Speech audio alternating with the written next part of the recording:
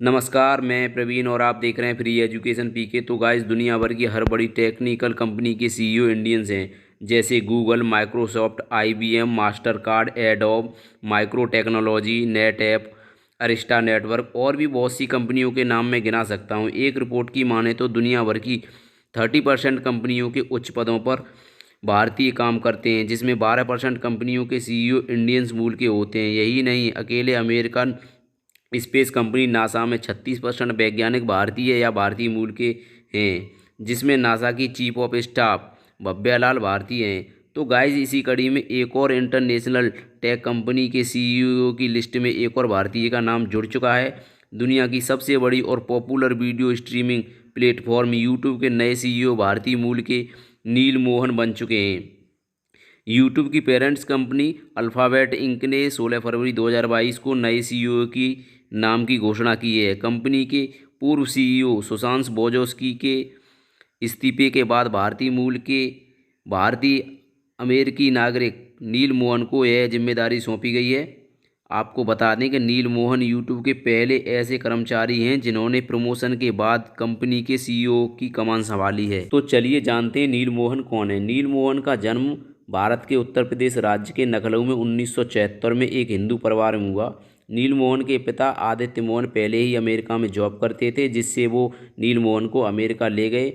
वहाँ वे पढ़े बड़े और अमेरिका में उन्होंने अपनी पढ़ाई पूरी की। नील मोहन स्टैनफोर्ड यूनिवर्सिटी से इलेक्ट्रॉनिक इंजीनियर की ग्रेजुएट किया। बाद में उन्होंने एमबीए किया।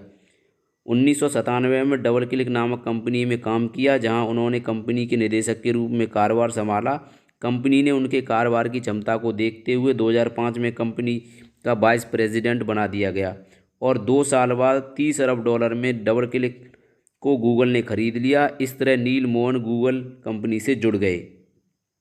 इसी कड़ी में 2006 में गूगल ने $1.65 अरब में यूट्यूब को भी खरीद लिया और फिर 2015 में नील मोहन को प्रमोट करके यूट्यूब का चीफ ऑफ प्रोडक्ट बना दिया गया। लेकिन अब नील मोहन को सीईओ क्यों बनाया है, तो चलिए जानते हैं। एक दशक तक यूट्यूब के लिए कंपटीशन कोई नहीं थी और फिर बाद में मार्केट में टिकटॉक आया, जिससे यूट्यूब के कुछ दर्शक टिकटॉक की तरफ चले गए। लेकिन बाद में टिकटॉक को कुछ देशों में बैन कर दिया गया। लेकिन टिकटॉक के बाद इंस्टाग्राम रील लेकर आ गया और उसने अपने रील को मोनेटाइज भी कर दिया, जिससे यूट्यूब के कुछ दर्शक और एडवर्टाइजमेंट रेवेन्यू भी कम हो गया। फिर बाद में फेसबुक पर भी रील बनने लगी, जिससे यूट्यूब को कड़ी टक्कर मिलने लगी। समस्या का समाधान निकालने के लिए नील मोहन ने यूट्यूब शॉर्ट को बनाया। साथ ही यूट्यूब म्यूजिक, यूट्यूब टीवी, साथ ही यूट्यूब सब्सक्रिप्शन को भी नील मोहन लेकर आए और फिर यूट्यूब के एड रेवेन्यू में बढ़ोतरी देखी गई।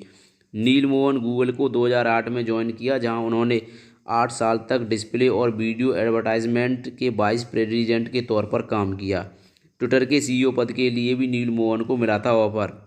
2013 में नील मोहन को ट्विटर का सीईओ का ऑफर आया था, लेकिन गूगल ने उनको रोकने के लिए $100 मिलियन का बोनस दिया और उनको प्रमोट करके यूट्यूब का चीफ प्रोडक्ट ऑफिसर का पदभार संभाला और यूट्यूब को कई ऊंचाइयों तक पहुंचाया और अब 10 साल बाद उनको यूट्यूब का सीईओ बना दिया गया है।